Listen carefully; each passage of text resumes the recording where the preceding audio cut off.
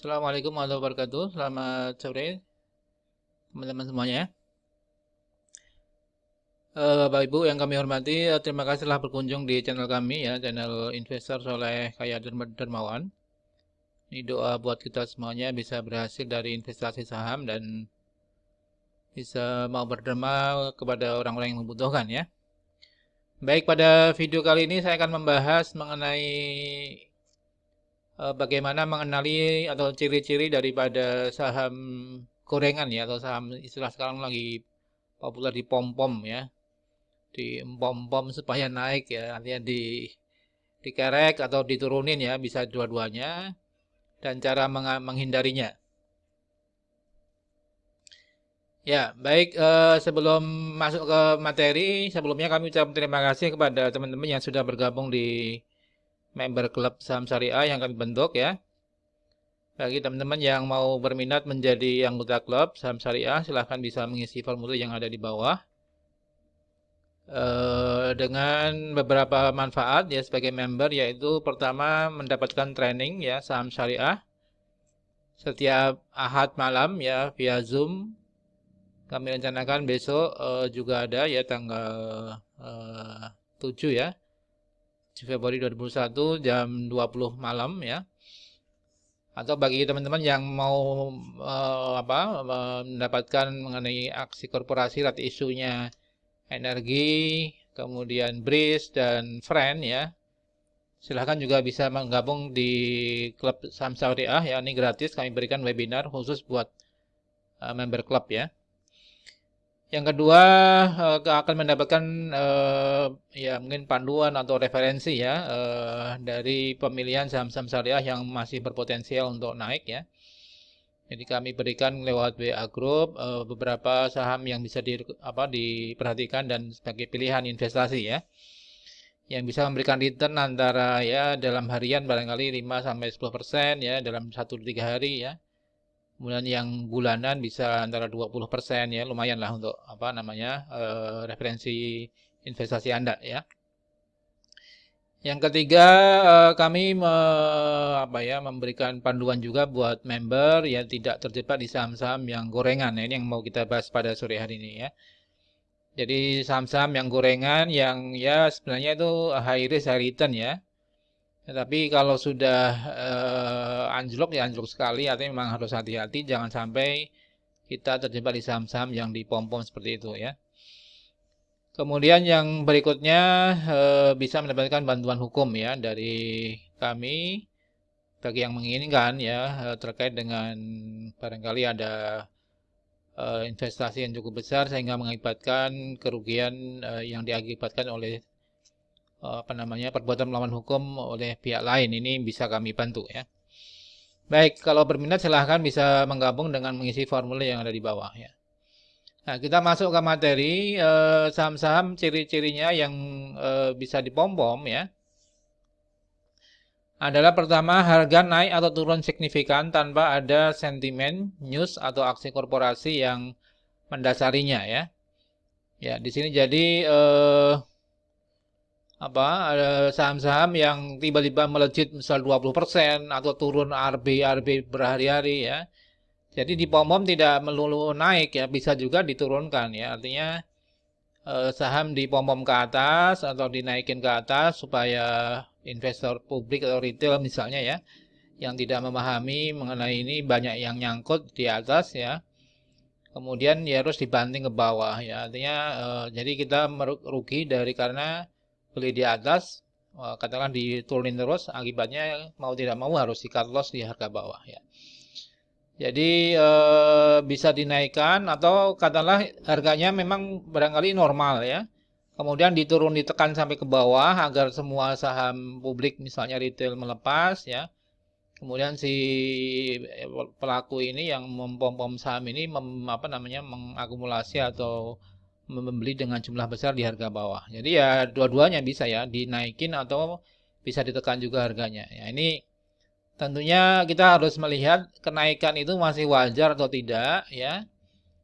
Apakah ada sentimen, news ya, berita, kemudian aksi korporasi yang melandasinya ya, yang mendasarinya mengapa saham itu naik atau turun gitu kan. Ya, ini kita harus mengikuti update berita ya, ikut ya salah satunya bisa masuk klub saham kami itu kan ada update ya saham-saham yang punya news bagus atau sentimen bagus ya. Misalnya kayak BRI Syariah merger kemarin ya, kemudian masalah vaksin ya dan sebagainya itu kan news-news yang mendasari sebuah saham naik atau turun ya. Nah, tentunya ini namun tentunya tetap harus semua dikaji apakah penurunan tadi wajar atau tidak ya. Nah, untuk bisa mengetahui wajar atau tidaknya itu tentunya kita harus memahami fundamental emiten atau saham tadi ya. Ya, jadi saham-saham yang gampang digoreng atau kadang dipom-pom itu biasanya saham-saham yang kinerjanya tidak bagus ya. Katakanlah masih merugi, kemudian utangnya besar ya, atau katakanlah kinerjanya kurang baik gitu ya. Itu gampang untuk dipom-pom sehingga katakanlah ada rumor begini dihembuskan kemudian naik ya. Kemudian rumor kembali dihembuskan dan turun tajam. Nah, ini yang jadi naik turun acuan-acuan tidak jelas ya sahamnya itu arahnya gitu ya. Yang ketiga market cap atau likuiditas kecil ya. Jadi ya untuk emiten-emiten yang small cap ya market cap itu adalah perkalian antara jumlah lembar saham dan harga sahamnya ya. Artinya kalau seorang apa istilahnya bandar misalnya yang mau mempom-pom saham ini ya tentunya kan dia butuh dana untuk mengerek harga itu ya. Ya artinya kalau semakin besar apa market cap-nya triliunan ya mungkin dia kesulitan butuh dana yang cukup besar ya. Tapi kalau katakanlah misalnya mau mempom Astra, mau mempom Telkom kan mungkin berat ya kan karena dia marketnya cukup besar dan likuiditas juga cukup banyak ya. Artinya tidak mudah untuk mempom saham-saham yang LQ45 misalnya. Ya, tapi untuk saham-saham yang small cap atau ya mungkin medium ya, yang menengah atau yang kecil gitu ya, yang katakanlah hanya ratusan miliar ya, itu gampang untuk dipom-pom, apalagi yang di publik misalnya sangat kecil likuiditasnya sangat kecil sehingga gampang untuk digoreng ke atas atau ditekan ke bawah ya. Jadi tidak membutuhkan dana yang cukup besar.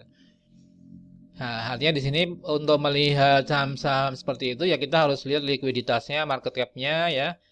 Semakin kecil likuiditas dan market cap itu lebih mudah untuk digoreng atau dipom-pom tadi ya. Jadi ini tiga ciri ya terkait dengan apa saham-saham yang mengalami eh, penurunan atau kenaikan tajam ya. Ya, kemudian cara menghindarinya ya di sini cara menghindarinya adalah pertama pahami dan analisis fundamental atau ya analisis kinerja daripada perusahaan tadi ya. Jadi teman-teman harus memahami analisis fundamental yaitu mengenai laporan keuangan, berapa PER yang wajar ya, berapa PBV-nya ya. Apakah perusahaan ini debt to equity rasionya cukup besar ya, kemudian utangnya cukup besar ya. Kemudian emitennya ekuitasnya apakah positif atau negatif. Ini perlu semua dipahami dengan baik ya. Ya, kalau yang apa ya biasanya perusahaan-perusahaan yang kinerjanya kurang bagus itu gampang untuk dipom-pom tadi ya, maka kita harus melihat analisis fundamentalnya dengan melihat laporan keuangannya. Ya, ini banyak sumber-sumber yang bisa kita dapatkan ya. Kemudian pahami kewajaran harga saham. Nah, ini yang kadang memang agak sulit ya karena persepsi atau katakanlah pendapat masing-masing orang itu bisa beda-beda ya.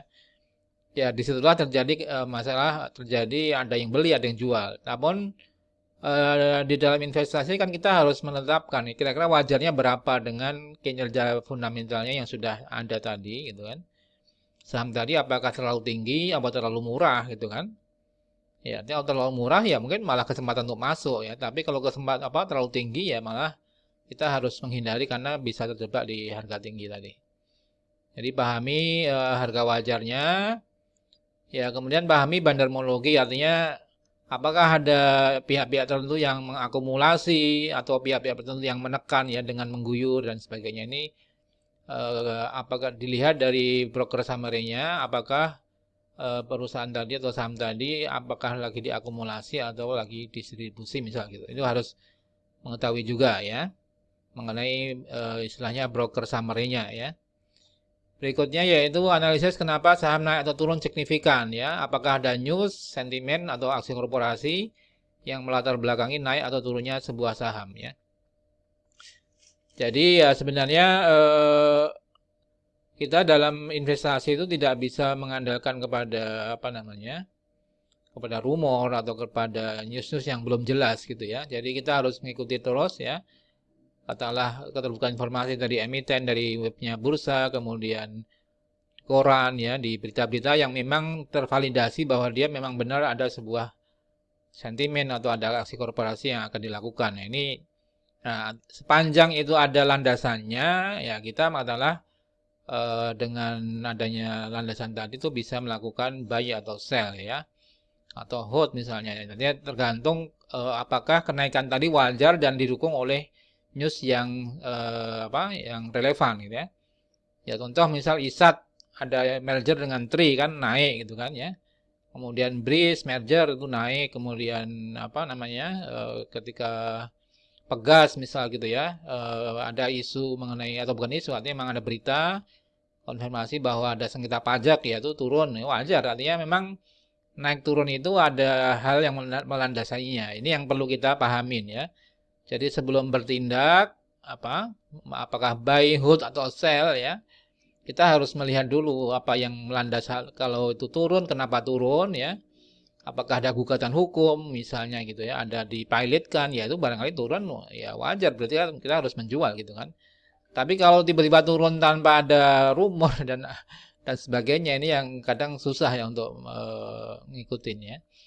Jadi tetap pahami semuanya dengan baik ya tidak terlalu buru-buru ya. Sepanjang bahwa kita yakin bahwa pertama tadi ya memang sahamnya kinerja bagus ya saya kira tidak perlu khawatir misal gitu ya. Kalaupun turun artinya malah justru kesempatan untuk membuyback atau membeli kembali average down ya. Tapi untuk saham-saham yang tiba-tiba naik atau tiba-tiba turun yang tidak ada news itu yang perlu diwaspadai ya. Ya, demikian Sobat Saham Syariah. Jadi ada beberapa hal yang perlu kita lihat ya, ciri-ciri saham yang dipom-pom. Ya, ini sebagai referensi kehati-hatian kita di dalam berinvestasi saham karena resikonya cukup besar ya. Maka kami memberikan sebuah wadah bagi emiten mungkin bagi investor ya, terutama yang barangkali pemula masih perlu belajar ya untuk kita bisa mendiskusikan saham-saham apakah ini layak dibeli atau tidak. Itu bisa kami fasilitasi di edukasi sebagai member klub Saham Syariah Pratama ya. Demikian Sobat Saham Syariah, kami tunggu bergabung di klub Saham Syariah yang kami adakan ya sebagai satu forum kami untuk ya sedikit sharing dan edukasi terkait saham-saham pilihan ya. Demikian, salam profit dan berkah. Wassalamualaikum warahmatullahi wabarakatuh.